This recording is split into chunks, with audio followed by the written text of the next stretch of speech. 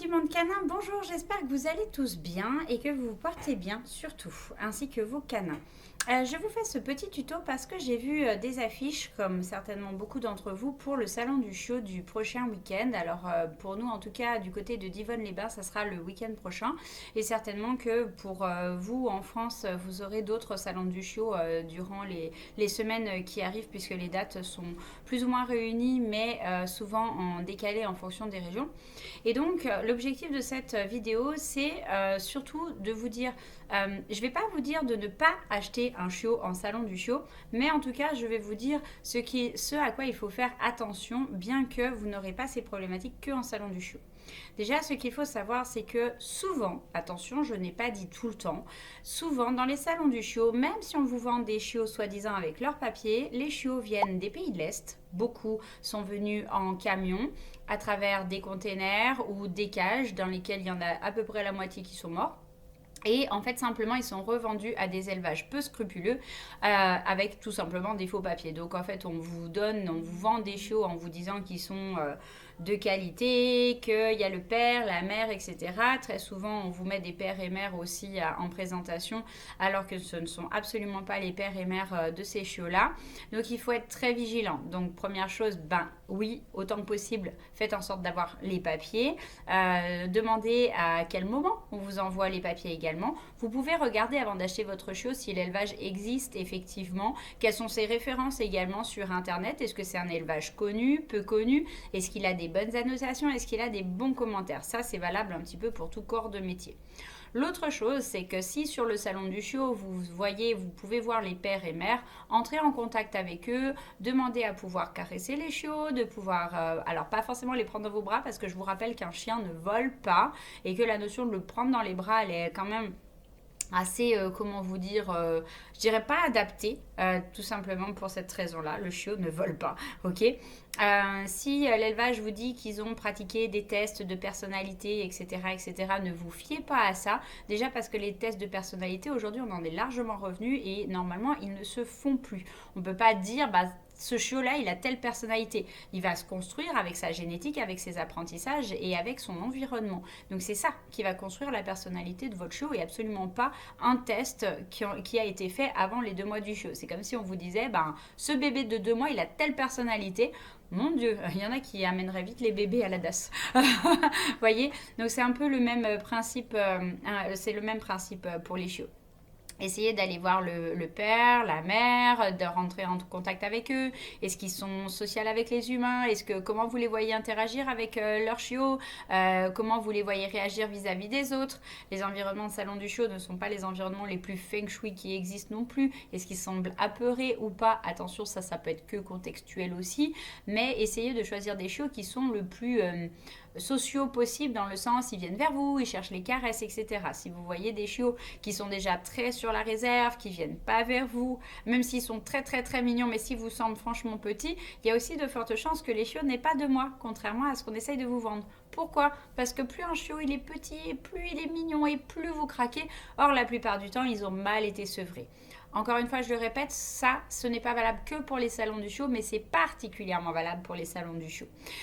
Pourquoi aussi je ne vous dis pas de ne pas adopter un chiot en salon du chiot? C'est tout simplement parce qu'il y a des élevages qui sont totalement respectables, qui peuvent être présents sur ces salons, bien que ce soit rare. Les vrais bons élevages, ils n'ont absolument pas besoin des salons du chiot pour vendre leurs chiots, et la plupart du temps, ils ont déjà des portées réservées longtemps à l'avance.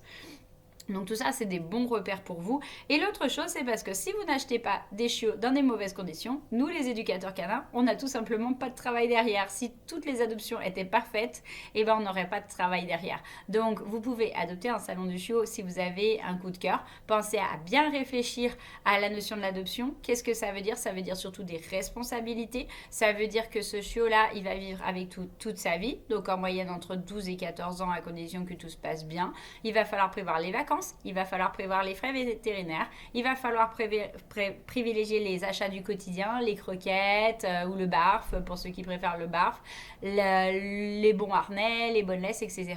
Tout ça, ce sont des frais, ce sont des engagements que vous tenez. Et puis, si un jour, pour une raison X ou Y, vous vous rendez compte que vous avez fait une erreur, que ce chiot-là n'est pas adapté à votre contexte de vie, tout simplement parce que peut-être vous avez été mal conseillé à un instant T, eh bien la responsabilité, elle ne s'arrête pas à simplement, ok, je me dégage mon chiot ou je me dégage de mon chien.